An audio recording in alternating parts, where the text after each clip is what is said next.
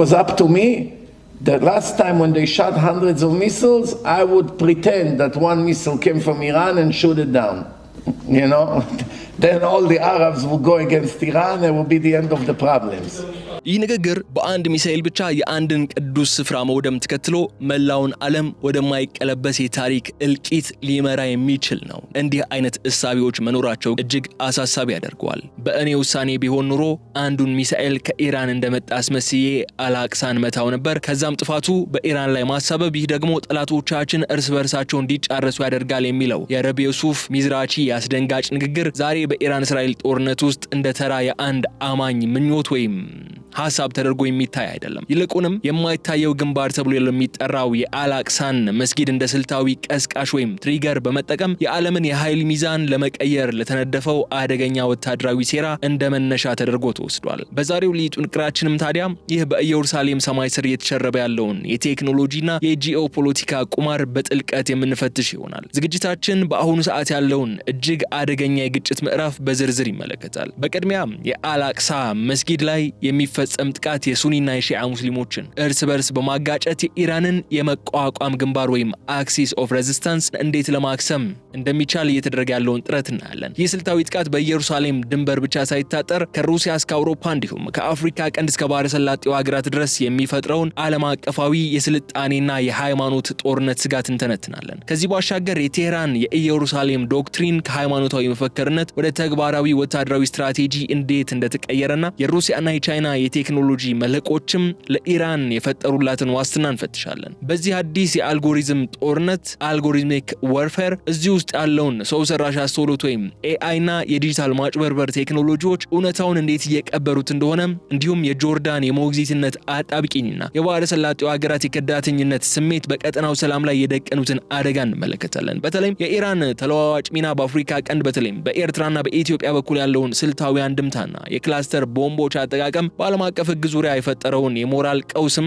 ስልታዊ አንድምታም እንመለከታለን። በተጨማሪም በእስራኤል ውስጥ ሶስተኛው ቤተ መቅደስ ለመገንባት የሚሹ ኃይሎች ይህንን ቀጠናዊ ትርምስ እንደ መለኮታዊ እድል እንዴት የተጠቀሙበት እንደሆነና ይህም የመጨረሻው መስመር ተብሎ በሚታወቀው የአሁኑ ግጭት ውስጥ ያለውን ድርሻ እንመለከታለን። ጦርነቱ በአካል የታየ ቢሆንም በአእምሮና በስሜት ውስጥ ያለውን የታሪክ አቅጣጫ የመቀየር ትልቁ የኢንፎርሜሽን ጦርነት ሚስጥርም በስፋት የምንመለከተው ሌላኛው ጉዳያችን ይሆናል። ስለዚህ በእነዚህ ጉዳዮች ላይ የተለያዩ መረጃዎችን ያጣቀስን አብረን ቆይታ እናደርጋለን። እናንተም ታዲያ አብራችሁን በመቆየት ሐሳብ አስተያየታችሁን በኮሜንት መስጫው ላይ እንድታስቀምጡልን የዩቲዩብ ገጻችንም ሰብስክራይብ እንድታደርጉ ቪዲዮንም ላይክ እና ሼር እንድታደርጉት ጋብዤ ከአጭሯ ተከታይ መሸጋገሪያ በኋላ በዝርዝር ጉዳዮች መልሰን እንመጣለን። አብራችሁን ቆዩ። በሁለት ዲፕሎማቶች መንደር በአፍሪካ CDC እና በቻድ ኤምባሲ መሃል እንዲሁም በቦሌ ዓለም አቀፍ አየር ማረፊያ የ15 ደቂቃ ያክል ርቀት ላይ በ6 ወር የሚረከቡት ቤት ቢኖሮት ለመኖሪያ ወይስ ለኢንቨስትመንት ይጠቀሙታል? ምርጫው የእርስዎ ነው። እኛ ግን ለፈለጉት አማራጭ በሚጠቀሙበት እጅግ ዘመናዊ መንደር ውስጥ ከባለ 1 እስከ ባለ 4 መኝታ ቅንጡ መኖሪያ ቤቶችን አቅርበንልዎታል። ምን ይሄ ብቻ! በዚህ ግዙፍ መንደር ውስጥ ለተለያዩ አገልግሎት የሚውሉ 100% ይጠናቀቁ ከ26 ከ143 ካሬ የንግድ ሱቆችን ከነገበያው ያገኛሉ። ስለ አከፋፈሉ ሐሳብ አይግቦት። 40% በ3 ዓመት ከፍለው ቀሪውን 60% በባንክ በ20 ዓመት ውስጥ ዘና ብለው የሚከፍሉበት መንገድ ተመቻችቷል። በተጨማሪም ቀድሞ ከመጡ ለጥቂት ቤቶች ብቻ በወጣው የ35% ቅናሽ እስከ 4 ሚሊዮን ብር ቅናሽ ተደርጎለት ይስተናገዳሉ። ታዲያ ምን ይጠብቃሉ? አሁኑኑ ከታች ባለው ስልክ ይደውሉ።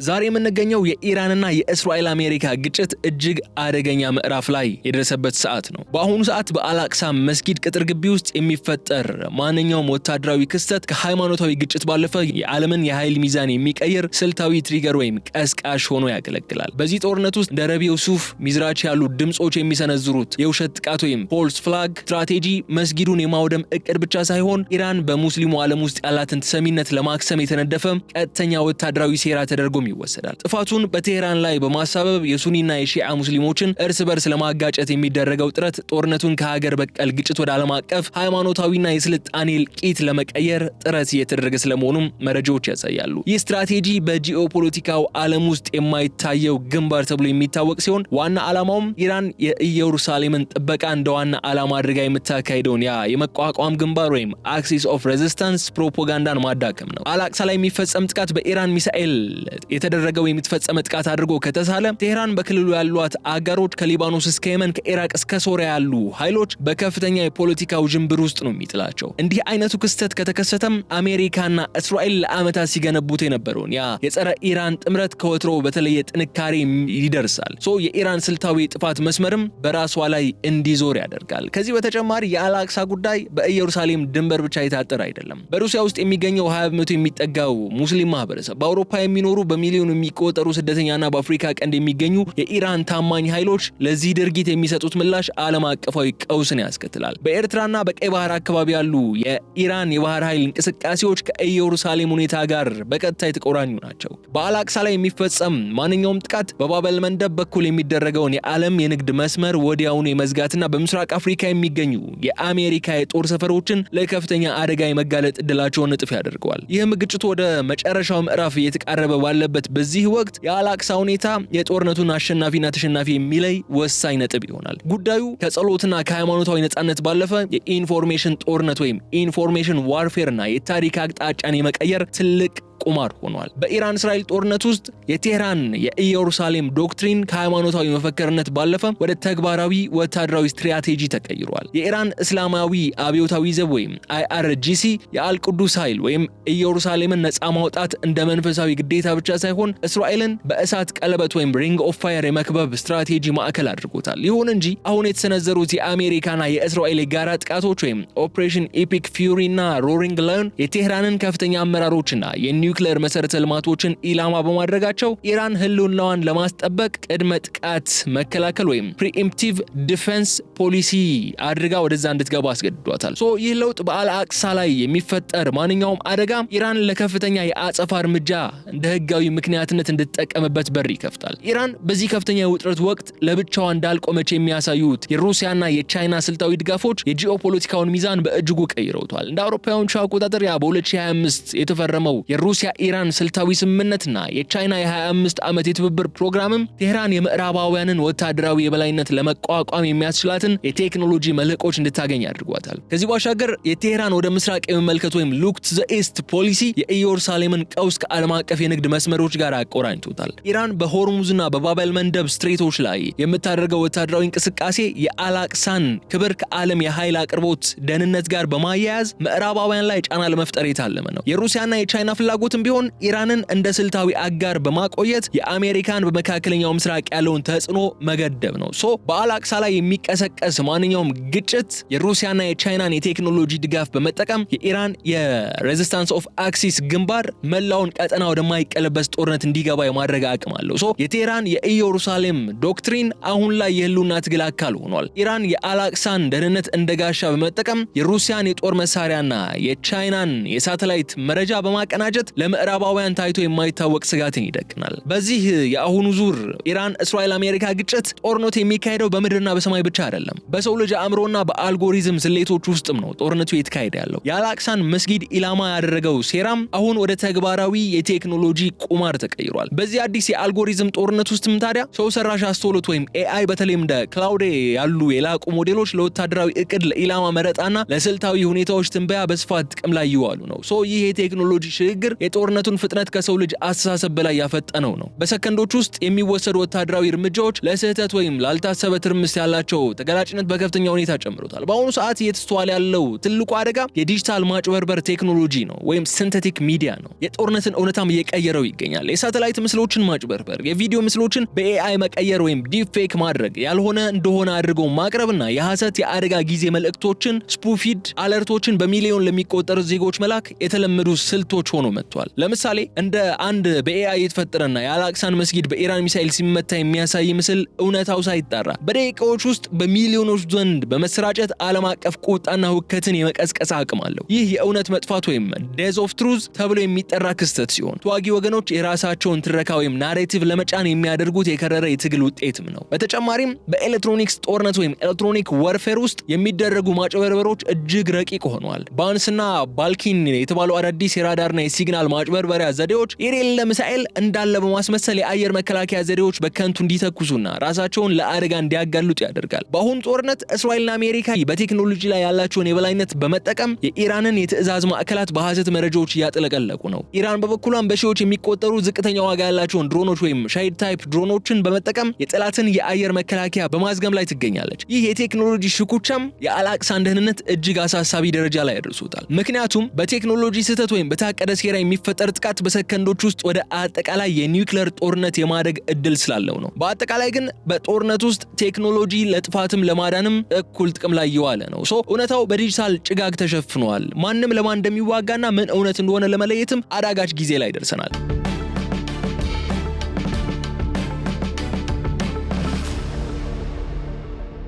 የአላስቃ መስጊድ በዚህ የቴክኖሎጂ ቁማር ውስጥም እንደ ትልቅ የውርድ ነጥብ ስለመታየቱ መረጃዎች እየወጡ ነው። ጦርነቱ ውስጥ የጆርዳን መንግስት ከየትኛውም ሀገር በላይ በሁለት ስለታም ጉራዴዎች መካከል ወድቋል። በአንድ በኩል ንጉስ አብዱላህ ዳግማዊ በአላቅሳ መስጊድና በኢየሩሳሌም ቅዱሳን ስፍራዎች ላይ ያላቸው ያ ታሪካዊና ህጋዊ የሞግዚትነት ካስቴሪያንሺፕ ሚና አደጋ ላይ ወድቋል። በእስራኤል በኩል መስጊዱ ለደህንነት በሚል መዘጋቱ የረቢ ዩሱፍ ሚዝራቺ አይነት የሴራ ጥቃት ንግግሮች መሰማታቸው ለጆርዳን መንግስት በቀጥታ የታወጀ ጦርነት ያህል ነው የሚቆጠረው። በሌላ በኩል ደግሞ ኢራን የአልአቅሳን ስም በመጠቀም በጆርዳን ሰማይ ላይ የምታስወነጭፋቸው ሚሳኤሎችና ድሮኖች የሀገሪቱን ሉዓላዊነት የሚጋፉ ብቻ ሳይሆን ጆርዳን እነዚህ ሚሳኤሎች ስትመታ በህዝቧ ዘንድ የእስራኤል ተላላኪ ተብላ እንድትፈረጅ የሚያደርግ ስልታዊ ወጥመድ ይሆንባታል። የአጣብቂኝም በጆርዳን የውስጥ ፖለቲካ ላይ የሚፈጥረው ጫናም ለሀገሪቱ ሁሉና ስጋት ሆኗል። ከ700 በላይ የሚሆነው የጆርዳን ህዝብ የፍልስጤም ተወላጅ መሆኑ ልብ ማለት ይገባል። በአልአቅሳ ላይ የሚፈጠር ማንኛውም ጉዳት ታዲያ በሀገሪቱ ከተሞች ጎዳናዎች ላይ ሊቆም የማይችል የህዝብ ቁጣን ይቀሰቅሳል። በ2026 መጀመሪያ ላይ ጆርዳን ለ3 አስርተ ዓመታት አቁማ የነበረውን የግዴታ ወታደራዊ አገልግሎት በድጋሚ መጀመሯም መንግስት ከእስራኤል ጋር ሊፈጠር ለሚችል ማንኛውም ወታደራዊ ግጭትና የውስጥ አመጽ እየተዘጋጀ መሆኑን ያሳያል። የጆርዳን ባለስልጣናት የፍልስጤማውያን መፈናቀል ለኛ የጦርነት አዋጅ ነው ብለው መግለጻቸው በአሁኑ ሰዓት በሀገሪቱ በምዕራባውያን አጋርነቷና በህዝባዊ ስሜቷ መካከል ያለውን አደገኛ ሚዛን ያሳያል። ከዚህም በላይ የጆርዳን የደህንነት ተቋማት ከኢራን የሚመጣውን የሺዓ ጨረቃ ተጽዕኖ ለመመግታት ከፍተኛ ትግል ነው እያደረጉ ያሉት። የኢራን በአልአቅሳ ስም የጆርዳንን ወጣቶች ለመመልመልና የንጉሳዊውን ስርዓት ለማዳከም የምታደርገው ጥረትም ከእስራኤል የቀኝ ዘመም ፖለቲከኞች ጆርዳን የፍልስጤማውያን አማራጭ ሀገር ናት ከሚለው የቆየ ሴራ ጋር ተዳምሮ ሀገሪቱ እጅግ አዳጋች ሁኔታ ውስጥ ከቷታል። አሜሪካ በጆርዳን የምታደርገው ወታደራዊ ድጋፍና የፓትሪዮት ሚሳኤል መከላከያ ዘዴዎች ጥበቃ ቢኖሩም የፖለቲካ ዋጋ ግን አሁንም እየጨመረ ነው ያለው። ማንኛውም በአልአቅሳ ላይ የሚፈጠር ጥቃት ጆርዳን ከእስራኤል ጋር ያላትን የሰላም ስምምነት እንድታቋርጥና ወደማትፈልገው ቀጠናዊ ጦርነት እንድትገባ ሊያስገዳት እንደሚችልም ተገልጿል። ጆርዳን በዚህ ጦርነት ውስጥ እንደ የመረጋጋት መልህቅ ብትታይም መልህቁ ግን በከፍተኛ ማዕበል እየተናወጠ ነው ያለው። የአልአቅሳ ሞግዚትነት ለሃሽማዊው ስርዓት የክብርና የህልውና ጉዳይ በመሆኑ በዚህ ስፍራ ላይ የሚፈጠር ጥቃቅን ለውጥ እንኳን መላውን ቀጠና ሊያናጋ እንደሚችል መገመት አያዳግትም።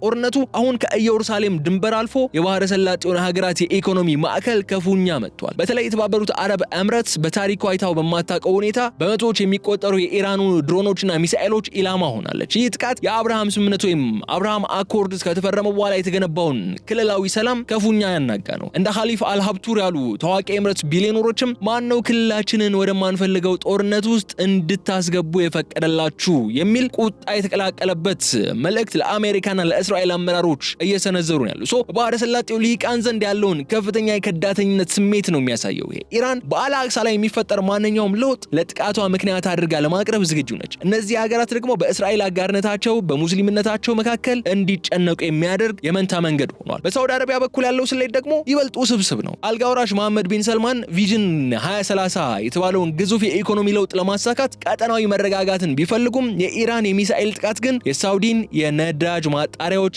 የወደፊት የቱሪዝም ከተሞች እንደ ኒዮም ያሉ ከተሞች ስጋት ላይ ጥሏቸዋል። ሳውዲ አረቢያ ኢራንን የጎረቤት መብት ያልጠበቀች ጠባጫሪ በማለት ብታወግዛትም በሌላ በኩል ደግሞ እስራኤል በአልአቅሳ ላይ የምታደርገው እንቅስቃሴ በሳውዲ ህዝብ ዘንድ ቁጣን እንዳይቀሰቀስ ተዘግቷል። የሳውዲ መንግስት ለአጋሮቹ ያስተላለፈውን ኢራን ይበልጥ የሚያስቆጣ እርምጃ ትውሰድ የሚለው መልእክትም ሀገሪቱ ጦርነቱ ወደማይቆጣጠሩት ደረጃ እንዳይሸጋገር ያላትን ስጋት ነው የሚያሳየው። ይህ ጦርነት በባህረ ሰላጤው ሀገራትና በምዕራባውያን መካከል ያለውን የጸጥታ ግንኙነት ወደ አዲስ ምዕራፍ ነው ያሸጋገረው። ኤምሬትስና ሳውዲ አረቢያ በአሜሪካ የጥበቃ ዋስትና ላይ ያላቸው እምነት አሁን እየቀነሰ መጥቷል። ከሩሲያና ከቻይና ጋር ያላቸው ግንኙነት ደግሞ ይበልጥ ሊያጠናክሩ የሚችሉበት ደረጃ ላይ ደርሷል። የአልአቅሳ መስጊድ በዚህ ጦርነት ውስጥ እንደ ስልታዊ ማጥመድ ማስረጃ ጥቅም ላይ መዋሉ ደግሞ የባህረ ሰላጤው ሀገራት ከእስራኤል ጋር የጀመሩትን የዲፕሎማሲ ግንኙነት እንዲያጤኑት እያስገደዳቸው ነው። ጥያቄው አሁን ሰላም በምን ዋጋ የሚል ሆኗል። ጦርነቱ በረዘመ ቁጥር የባህረ ሰላጤው ሀገራት ያላቸውን የገለልተኝነት እድል እየጠበበና ወደማይፈልጉት ቀጠናዊ የኃይል ፍልሚያ ውስጥ የመግባት ግዴታቸው እየጨመረ ነው የሚሄደው። በአጠቃላይ ግን የባህረ ሰላጤው ሀገራት በዚህ ጦርነት ውስጥ ትልቁን የኢኮኖሚና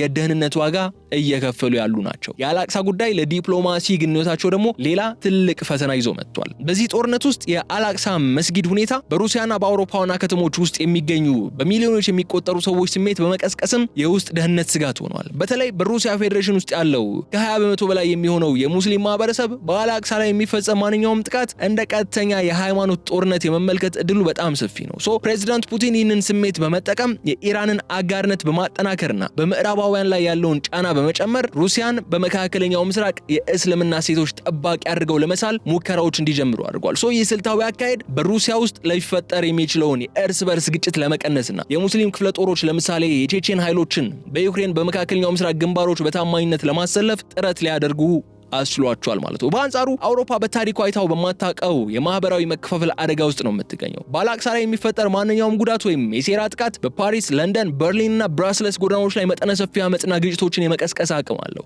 የአውሮፓ መንግስታት በእስራኤል ወታደራዊ እርምጃዎችና በውስጣቸው ባለው ትልቅ የሙስሊም ማህበረሰብ ስሜት መካከል ሚዛን ለመጠበቅ ሲታገሉ ነው የሚታዩት። ይህ ሁኔታ በአውሮፓ ህብረት አባል ሀገራት መካከል የፖለቲካ ስንጥቅ የፈጠረም ሲሆን አንዳንድ ሀገራት እንደ ጀርመን ያሉት ማለት ነው ለእስራኤል ያላቸው ታሪካዊ ድጋፍ አጽንቷል። ሌሎች ደግሞ እንደ ስፔንና አየርላንድ ያሉት የፍልስጤምን ወገንተኝነት በማጠናከር ለኢራንና ለሬዚስታንስ ኦፍ አክሲስ ኃይሎች የዲፕሎማሲ ክፍተት እየፈጠሩ ነው የሚገኘው። የሩሲያና የኢራን ስልታዊ ትብብር በዚህ ቀውስ ውስጥ ሌላ ወሳኝ ነጥብ ይዞ ነው የሚመጣው። ሩሲያ በሶሪያ ያላትን የጦር ሰፈሮች በመጠቀም ለኢራን የሎጂስቲክስና የደህንነት መረጃዎችን የምታቀርብ ከሆነ ይህም አሜሪካ በመካከለኛው ምስራቅ ያላትን የበላይነት እንድትጠራጠር የሚያደርጋት ነው።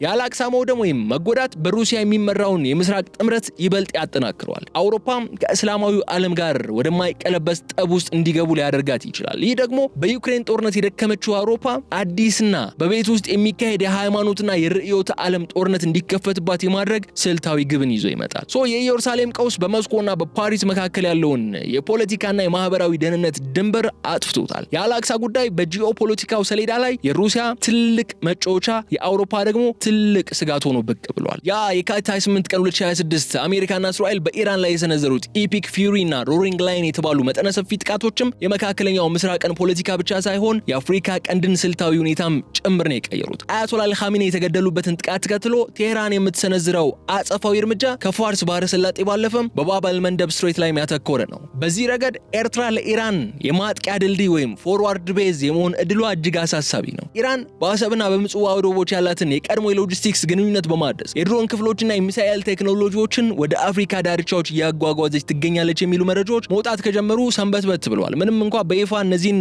ክሶች ያረጋገጠ አካል ባይኖርም ማለት ነው። ይህ እንቅስቃሴ በአላቅሳ ላይ ለሚፈጠር ማንኛውም ጉዳት አጸፋውን በጅቡቲ ከሚገኘው የአሜሪካ ጦር ሰፈር እስከ ቀይ ባህር የንግድ መስመሮች ድረስ ለማድረስ የታለመ ነው። በኢትዮጵያ በኩል ያለው ስሌት ደግሞ ይበልጥ ስልታዊና ሚስጥራዊ ወደሆነ ከእስራኤል ጋር የመቀራረብ ሪአፖርችመንት አቅጣጫ ዘንበል ብለዋል። የኢትዮጵያ መንግስት የባህር በር ፍለጋውና የቀይ ባህር ሉዓላዊነትን እንደ ብሔራዊ ደህንነት ጉዳይ በሚመለከትበት በዚህ ወቅት ከእስራኤልና ከተባበሩት አረብ ኤምሬትስ ጋር የሚኖረው ወታደራዊ ትብብር ኢራን በኤርትራ በኩል ልታደርስ የምትችለውን ስጋት ለመመከት ያለመ ነው። የእስራኤል ፕሬዝዳንት ይስሐቅ ሄርዞግ በቅርቡ ወደ አዲስ አበባ ያደረጉት ያ ጉብኝት ኢትዮጵያ በኢራን እስራኤል ጦርነት ውስጥ እንደ ስልታዊ አጋር የመቆጠር ምልክት ተደርጎ ነው የሚወሰደው። ይሁን እንጂ ይህ አጋርነት ኢትዮጵያ ውስጥ ካለው ከፍተኛ የሙስሊም ማህበረሰብ ስሜትና በአላቅሳ ላይ ከሚሰነዘሩ ትንኮሶች ጋር ሲደመር የውስጥ ማህበራዊ ውጥረትን የመቀስቀስ አቅም አለው። ከዚህ በላይ የኢራን በኤርትራ በኩል ያላትን የጸጥታ ተለዋዋጭ ወይም ኤርትራን ቫሪያብል በኢትዮጵያና በኤርትራ መካከል ያለውን የሻከረውን ግንኙነት ይበልጥ ያወሳስበዋል። ኤርትራ ለኢራን የሚሳኤል ማስወንጮፊያ ስፍራዎችን ከፈቀደች ለምዕራባውያን ያላትን ተቃውሞ የምታሳይበት ቢሆንም በኢትዮጵያና በኤርትራ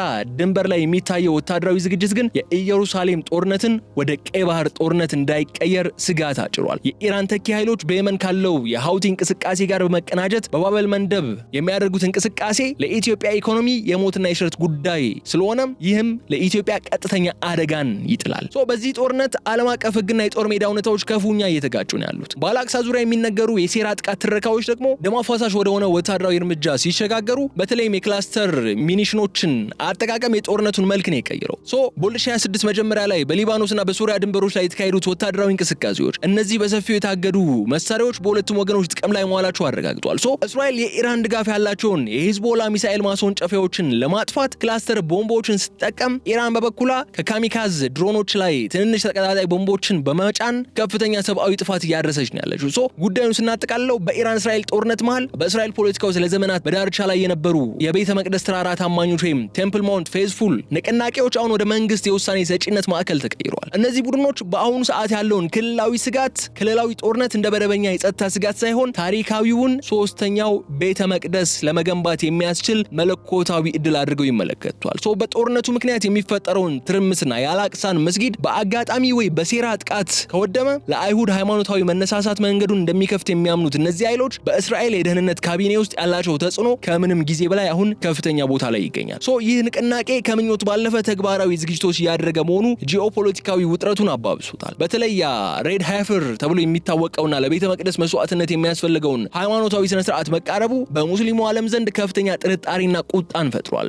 የሐማስ የአላቅሳ ጎርፍ ወይም አላቅሳ ፍሉድ የተባለው ጥቃት ዋነኛ መነሻም እነዚህ ቡድኖች በአላቅሳ ቅጥር ግቢ ውስጥ የሚያደርጉት እንቅስቃሴ መሆኑ ከግምት ውስጥ ስናስገባ በጦርነት ወቅት የሚታየው የመስጊዱ መዘጋት ለንቅናቄው ስልታዊ ምቹ ሁኔታን ፈጥሯል ማለት ነው። ይህ ሁኔታ በእስራኤል ዓለማዊ ወይም ሴኩላር መከላከያ ኃይልና በሃይማኖታዊ ቀኝ ዘመም ፖለቲካ ኃይሎች መካከል ትልቅ የውስጥ ስንጥቅን ይፈጥራል። ከዛም በላይ የሶስተኛው ቤተ መቅደስ ንቅናቄ ዓለም አቀፋዊ የገንዘብና የፖለቲካ ድጋፍ አለው በከፍተኛ ሁኔታ። በአሜሪካ የሚገኙ ክርስቲያን ጽዮናውያን ወይም ክርስቲያን ዚዮኒስትስ ይህንን ንቅናቄ የዓለም ፍጻሜ ምልክት አድርገው ነው የሚመለከቱት። በሚሊዮን የሚቆጠር ዶላር ድጋፍ እያደረጉ ነው ለዚህ ንቅናቄ። ይህ ደግሞ አሜሪካ በመካከለኛው ምስራቅ ለምታደርገው የዲፕሎማሲ ስራ ትልቅ እንቅፋት ሆኗል። ይህ የኢራን አሜሪካ እስራኤል ግጭት በሰው ልጅ ታሪክ ውስጥ ትልቁ የጂኦፖለቲካ ለውጥ ምልክት ሆኖ ይመዘገባል። ጦርነቱ በወታደራዊ የበላይነት ብቻ ሳይሆን በኢንፎርሜሽን ጦርነት ወይም ኢንፎርሜሽን ዋርፌር የታጀበ መሆኑ እውነታውና የሴራ ትረካዎች ተደባልቀው እየታዩ ነው ያሉት። በዚህ መሃል የአላቅሳ መስጊድ የሁለቱም ወገኖች ስትራቴጂካዊ ማዕከል ሆኖ ቆይቷል። ጦርነቱ አሁን ባለበት ደረጃ ላይ ሲገመገም ግን መስጊዱ ሳይፈርስ መቆየቱ ዓለምን ከአጠቃላይ የስልጣኔ እልቂት የታደጋት ትልቁ ተአምር ተደርጎ ሊወሰድ ነው የሚገባው። ይሁን እንጂ በአላቅሳ ዙሪያ የተፈጠረው የፖለቲካና የሃይማኖት ስንጥቅ ዳግመኛ ሊጠገን የማይቻልበት ደረጃ ላይ ስለመድረሱ ነው ተንታኞች የሚገልጹ። የጦርነቱ ስልታዊ ውጤት እንደሚያሳየው ኢራን በአያቶላ አሊ ኻሜኔ ሞትና በወታደራዊ መሰረተ ልማቶቿ መውደም ከፉኛ ብትመታም የእስራኤል ፍጹም ድል ግን አልተረጋገጠም። የመቋቋም ግንባር ወይም አክሲስ ኦፍ ሬዚስታንስ በአፍሪካ ቀንድ በየመንና በሊባኖስ በኩል ያስከተለውን የንግድና የጸጥታ ቀውስ ምዕራባውያን በኢየሩሳሌም ጉዳይ ላይ ያላቸውን አቋም እንዲያለዝቡ የሚያስገድድ ይሆናል። የሩሲያና የቻይና ቴክኖሎጂ የታገዘው የኢራን አጸፋዊ እርምጃም ዓለም አቀፍ የኃይል ሚዛኑን ከምዕራቡ ዓለም ወደ ባለብዙ ዋልታዊ መልታይ ፖላር ዓለም እንዲሸጋገር እያደረገ ነው የሚገኘው። ይህ ማለት የአላቅሳ ወደፊት እጣ ፈንታ ከአሁን በኋላ በዋሽንግተንና በቴልአቪቭ ብቻ ሳይሆን በቤጂንግና በሞስኮ ጭምር የሚወሰን መሆኑን ያሳያል። ከዚህ ባሻገር በ2026 ጦርነት ወቅት የታየው የሴራ ጥቃቱ ፎልስ ፍላግ ስጋት ለወደፊቱ የዲፕሎማሲ ግንኙነት ትልቅ ጠባሳ ጥሏል። በቴክኖሎጂ የታገዘ ማጭበርበር በማንኛውም ሰዓት ቅዱሳን ስፍራዎች ኢላማ በማድረግ ዓለምን ወደ ጦርነት ሊከት እንደሚችል የታየበትም ትምህርት ሆኗል። የጆርዳን ሂሽማዊ ሞግዚትነትና የባህረ ሰላጤው ሀገራት አጋርነት አሁንም በውጥረት ላይ መሆናቸው ግጭቱ በማንኛውም ሰዓት በድጋሚ ሊቀሰቀስ የሚችል የተቀበረ ፈንጂ መሆኑን ያረጋግጣል። የዓለም ማህበረሰብ ከአሁኑ ትምህርት ካልወሰደም የኢየሩሳሌም ሰማይ በድጋሚ በሚሳኤሎች የሚታመስበት፣ ቴህራን በጀቶች የምትደበደብበት ዳግማኛ ጊዜ ሩቅ አይሆንም በማለት እዚህ ላይ እንቋጫለን። በቀጣይ በሌላ ጉዳይ መልሰን እስክንገናኝ ድረስ መልካም ሁሉ ለእናንተ እየተመኘው እዚህ ጋር እሰናበታችኋለሁ። የዩቲዩብ ገጻችንን ላይክ፣ ሼር እና ሰብስክራይብ እንድታደርጉ በጥንቅራችን ላይ የነበራችሁን ሀሳብ አስተያየትም በኮመንት መስጫው ላይ እንድታስቀምጡልን እየጋበዝኩኝ እዚህ ጋር እሰናበታለሁ። ሰላም።